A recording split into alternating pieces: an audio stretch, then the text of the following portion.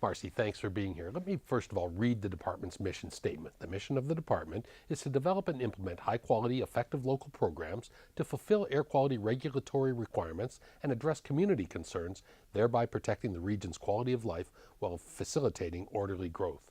You guys do everything. Well, we like to think so. Yeah, absolutely. So our department is very focused on maintaining good air quality and working with the Environmental Protection Agency to make sure that we're complying with the Clean Air Act. And the genesis of all of that is to make sure that air is clean enough to protect and promote our public health. Let's break it down a little bit more. That you have several divisions, a compliance and enforcement division, a planning and a monitoring division. Talk a little bit about each of those divisions, kind of what their responsibilities are. Well, everything pretty much emanates from our planning division.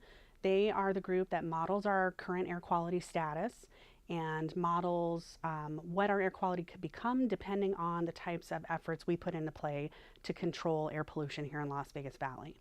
They write a variety of plans that kind of set the path for how we're going to comply with the Clean Air Act and maintain healthy air quality levels. There's a permitting division, and that division is responsible for working with businesses here in the local community to make sure that they have proper controls on their operations at their businesses to make sure that they're not polluting in the air unnecessarily. Then we have a monitoring division, and they monitor our air quality. So we have a variety of air quality monitoring stations around the Las Vegas Valley, and they make sure that the planning that we hope to achieve is coming to fruition, and they keep an eye on whether or not there are air quality concerns that we should be aware of and put us into action. Talking about your monitoring division, we recently had a chance to go up on top of the M Hotel Casino Resort out in Henderson. This is something new for you to have the visibility cameras, but this is something that has been done across the country. And why do you have the monitoring station up there?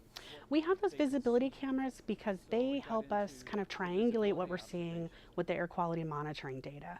So we have the air quality monitoring stations, and the visibility cameras help us match up what we're seeing in the monitoring data with what's actually happening. And being at the M Resort, obviously they're nice and high up in the air, and so as we're seeing weather conditions change and we're seeing the data reflected in the monitors, we can actually put an eye on where air quality is being affected in the valley, what parts of the valley are being affected, and be able to correlate all that information together. This time of the year, through our hottest month, is considered ozone season for you folks in air quality. What does that mean? What is ozone? Ozone is a type of pollution that's formed because of nitrogen oxide, sunlight, warm temperatures, and so we have perfect conditions here in the Las Vegas Valley for that. And ozone can travel, and so we are affected a lot by air quality conditions in parts of Arizona, in northern Nevada, and especially in California. And so in addition to just sort of the baseline ozone that we generate here in southern Nevada because our conditions are so good for it, we see a lot of transport or movement from ozone from other parts of the Southwest, particularly during wildfire season. Which is something that we saw back in July this year. Has it been worse this year, and or how much of a problem were those wildfires specifically from California this season? And we're seeing a big increase in wildfire impacts on our air quality data. And so this year we have definitely been feeling the impacts of the wildfires. And I can't say that it's much worse than it's been in the last 5 or 6 years, but definitely from an air quality standpoint, we're seeing it. And that's what people see when we were up on top of the M Resort. That's what most people, their eyeballs tell what the air quality is more than any numbers as far as ozone or PM10 or PM2.5 or anything like that. Isn't that right? Yes, that's correct. Absolutely. And what should people do when there are heed your advisories and things like that? What are some basic things that people need to do when the air quality is at an advisory level? Well, this time of year especially, it's good to fill your car with gasoline either early in the morning before it gets warm and before there's too much sun, or at night after dusk. Obviously, if you can try and combine trips and reduce your vehicle miles traveled, that makes a big difference. Use less equipment in terms of lawn equipment that might create emissions. And then if you're a person who suffers from poor respiratory health, at this time of year, you want to really pay attention to those advisories and avoid being out during the day when we're predicting high levels of ozone. You folks also issue dust permits and things like that. Have you noticed an increase of that nowadays with our economy being a little bit better? And what exactly are dust permits? Yeah, so dust permits are a permit that the department issues that identifies the activity, the construction activity that's going to be taking place, and matches up how to reduce emissions, dust, the creation of dust from those construction sites. And so, for instance, putting down palliatives on haul roads in and out, watering down the site, making sure that when we have high wind events that they reduce their construction on site to reduce the amount of dust. And we've definitely seen an uptick in dust permits in the last couple of years with the economy coming back. We're seeing a lot more construction, and so we're actually happy to be issuing more dust permits. And I know that the public could get involved in this, that I think dust is even part of a hotline phone number, right? Do you get lots of complaints, and what are typical complaints, or what type of complaints would you like to see from the public? Yes, we do. We encourage people to call if they're seeing dust coming off of construction sites.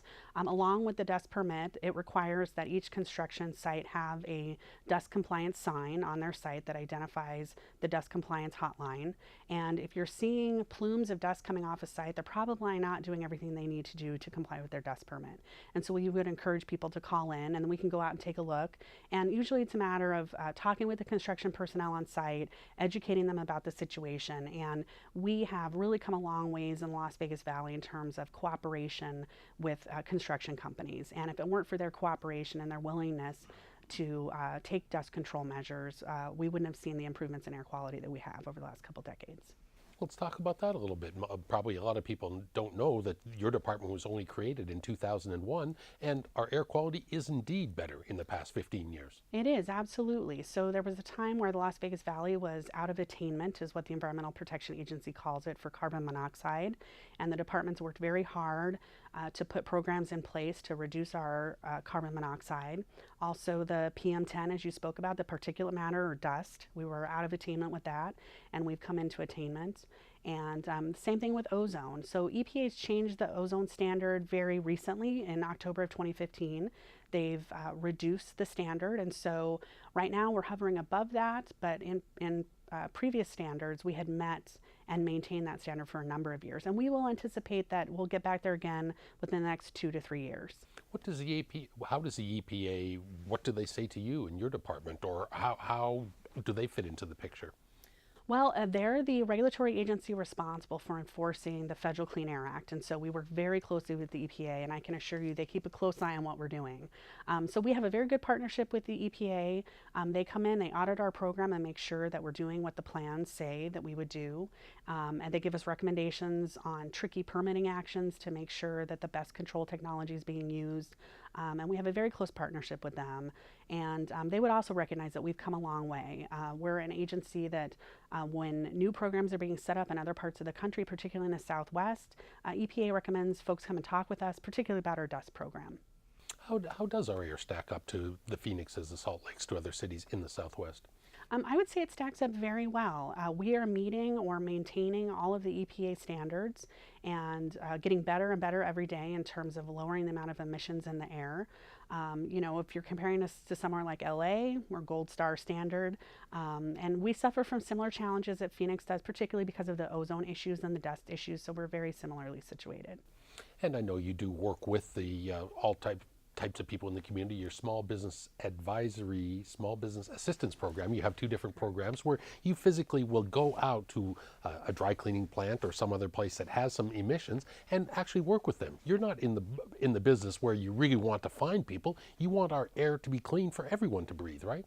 Yeah, that's correct. Our mission is really to educate people into compliance and to work together with the community to achieve cleaner air. And so we would much prefer to educate folks and achieve voluntary compliance than having penalties be assessed. All we care about is getting the air clean. So we do have a small business assistance program, and they will go out to a business that's having a compliance issue with the department and advise them on what actions they can take to come into compliance and reduce their liability and risk. And then they also help with permits. So the air quality permitting program can be very challenging and complex. And so they help people put together complete and accurate applications so that we can act on them and move them through the permitting process quickly.